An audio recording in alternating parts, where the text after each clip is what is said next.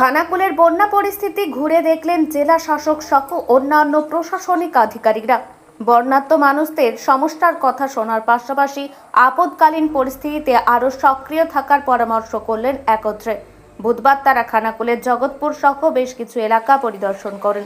জল জমার ফলে যেখানে গাড়ি যাতায়াত বন্ধ হয়ে গিয়েছে সেখানে নৌকার ব্যবস্থা করেন তারা। পাশাপাশি বন্যা দুর্গতদের জন্য ত্রিপল জমায়েত আছে কিনা খতিয়ে দেখেন। যেখানে জলের সমস্যা আছে সেখানে জলের পাউচ পৌঁছে দেওয়ার ব্যবস্থা করেন তারা। পরবর্তীতে পরিস্থিতি খারাপ হলে উপযুক্ত ব্যবস্থা গ্রহণের জন্য আলোচনা করেন সকলে। বন্যা দুর্গত গ্রামবাসীদের সাথে কথা বলে তাদের সুবিধা অসুবিধার কথা শোনেন। উপস্থিত ছিলেন হুগলি জেলার শাসক মুক্তাজ, শিক্ষা দপ্তরের সচিব বিনোদ কুমার, পশ্চিমবঙ্গ পর্যটন উন্নয়ন নিগমের ম্যানেজিং ডিরেক্টর অভিষেক কুমার তিওয়ারি, আরামবাগ লোকসভার সাংসদ মিতালি বাগ, হুগলি গ্রামীণ পুলিশের অ্যাডিশনাল এএসপি কৃষাণু রায়, আরামবাগ মহকুমার এসডিপিও সুপ্রভাত চক্রবর্তী সহ অন্যান্য প্রশাসনিক আধিকারিকরা। এ প্রসঙ্গে জেলা শাসক ও সাংসদ বলেন, মূলত খানাকুলের জগৎপুর, মারোখানা ও ধান্যঘড়ি এই তিনটি পঞ্চায়েত এলাকা বেশি জলমগ্ন হয়েছে। আমরা সর্বদাই প্রস্তুত মানুষের পাশে দাঁড়ানোর জন্য। তাদের যাতে কোনো অসুবিধা না হয় সে ব্যবস্থা গ্রহণ করছি আমরা। যদিও স্থানীয়দের দাবি এখনো তারা প্রশাসনের কোনো সাহায্য পায়নি। কি বলবে, তিরপলের কথা বলছি, ঘর দেয়নি, আমাদের ঘরে জল পড়ছে, ছাদ ঢালছে, টাকা নিয়ে হলো নি, আমাদের কিছুই দিচ্ছে না। আজকে কি জলের সমস্যা এলাকায়? হ্যাঁ, আমাদের এবার গোটা ডুবে গেছে। তো কোন জায়গা? আমাদের ওই তো ধর্মতলা, জগৎপুর। আপনার নাম কি মা? আমার নাম রাজনন্দিনী দেবী। এখন যা হলো আপনারা তো দেখতে পাচ্ছেন এখানে রাস্তায় একটু জল জমে আছে। এখনও ত্রাণ শিবিরে খুব এফেক্ট হয়নি। 350 লোক যারা এম্যাঙ্কমেন্টে ছিল তাদেরকে টেম্পোরারি শিফট করা হয়েছে। খুব বেশি জলের সমস্যা নেই। যারা এখানে মানুষ যাদের সঙ্গে কথা বললাম তারা প্রশাসনের কাজকর্ম নিয়ে খুশি আছেন। একটা এদের যা অনুরোধ ছিল যে এখানে যদি একটু ছোটো নৌকা দেওয়া হয়, রাস্তার উপরে যে জলটা জমা আছে যেখানে ছোটো গাড়ি পাস করতে পারছে না, নৌকা দিয়ে লোকেরা পারাপার করতে পারে, সেটা বিডিও সাহেবকে বলেছি, উনি ব্যবস্থা করে দিচ্ছেন। আর আমরা কিছু খাবার জল যে আমাদের পিএইচির যা জলের পাউচ থাকে সেগুলো দেওয়া হয়েছে। আর কিছু বেশি জলের প্রয়োজন জলগুলো পাঠানো হচ্ছে।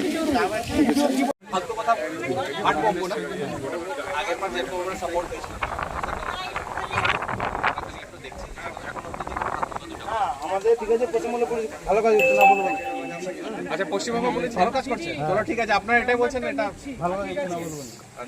ফুলের ভৌগোলিক চিত্রটা সবাই জানে যে উল্টানো গামলার মতো যে জলটা ম্যাক্সিমাম টাইমে স্ট্যাগ হয়ে যায়। যেগুলো নিচু আছে আমরা নিজেরাও দেখলাম। তো কালকে আমি নিজে এসেছিলাম, 2 পঞ্চায়েত সমিতিতে আমরা গিয়েছিলাম, আমার সাথে খানাকুল থানার বড়বাবুও ছিলেন। তো আমাদের সিদ্ধান্ত হয়েছে যেই নিচু জায়গাগুলো মানুষের যাতায়াতের জন্য, বাজার ঘাট করার জন্য সেখানে নৌকার ব্যবস্থা। ইতিমধ্যে 4000 করে তিরপল আমাদের এখনও মজুত আছে এবং প্রতিটা পঞ্চায়েতে এখন সর্বনিম্ন 10 কুইন্টাল করে চাল দেওয়া হয়েছে এবং তার সাথে চালটা রান্না করার জন্য যে আনুষঙ্গিকগুলো লাগে সেইগুলোও দেওয়া রয়েছে।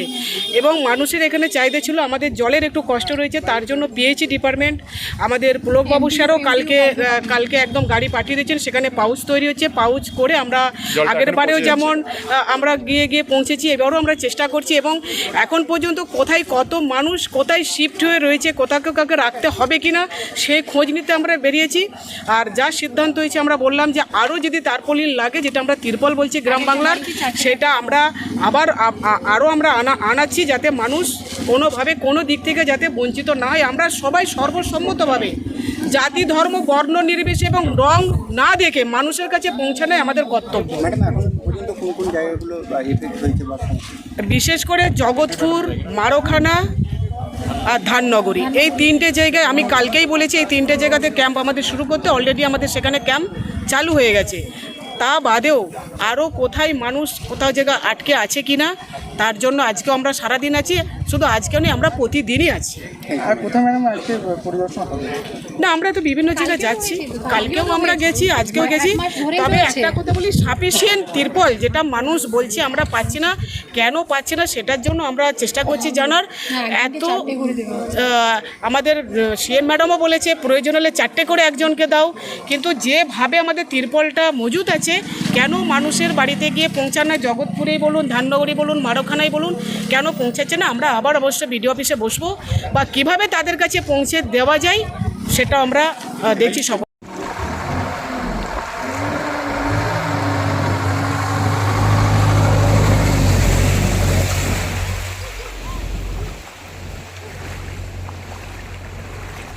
যেটা আপনারা শুনলেন, আমাদের সেই মাননীয় প্রিন্সিপাল সেক্রেটারি স্যার এসছেন কলকাতা থেকে, শ্রী বিনোদ কুমার স্যার, তার সাথে এসছেন আমাদের সেক্রেটারি সাহেবও এসছেন, শ্রী অভিষেক তিওয়ারি, আজকে এটা দেখার জন্য। তার সাথে এমপি ম্যাডাম, এসপি সাহেব, আমরা সকলেই এইদিকে এসেছি। আপনি যেটা দেখতে পাচ্ছেন এখানে এখন অবধি যেটা আছে, হাঁটু অবধি জলটা উঠেছে। তার সাথে যেটা আছে, এইখানে একটু জলে যাওয়ার জন্য, আসার জন্য, এটা স্যারও বললেন নৌকা নিয়ে মেনলি দরকারটা ছিল, সেটা আমরা করে দিচ্ছি। বাকিটা আপনাদের যেখানে আমাদের রিলিফ ক্যাম্প শেল্টার, যে মেনলি যারা এম্বাঙ্কমেন্টের উপরে, বাঁধের উপরে থাকে, তাদেরকে আমরা ওইখান থেকে সরতে বলেছি। যেহেতু আপনি জানেন কি রূপনারায়ণ আর শিলাবতী, তার ব্যাকওয়াটার নিয়ে আমাদের 3টে এলাকা যেটা আছে, ধন্যগড়ি, আপনার মারখানা আর জগৎপুর, এই 3টে এলাকারই যেখানে জলটা উঠেছে এম্বাঙ্কমেন্ট নিয়ে, ওইখান থেকে লোকগুলোকে জানানো হচ্ছে। তার সাথে খানাকুলে পোল 1, পোল 2 আর ঠাকুরানী চকে যেখানে আছে সেইখানে।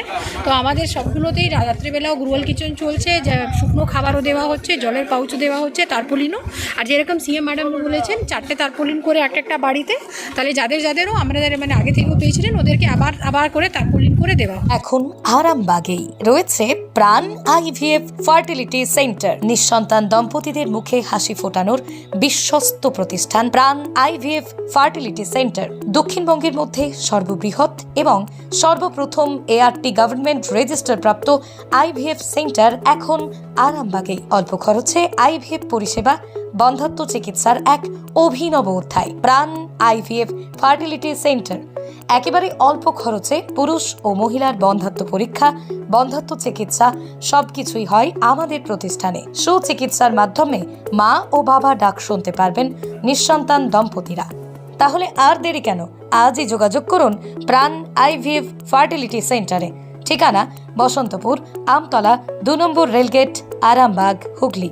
যোগাযোগ নম্বর 7865858781 অথবা যোগাযোগ করুন 7908098172 এই নম্বরে।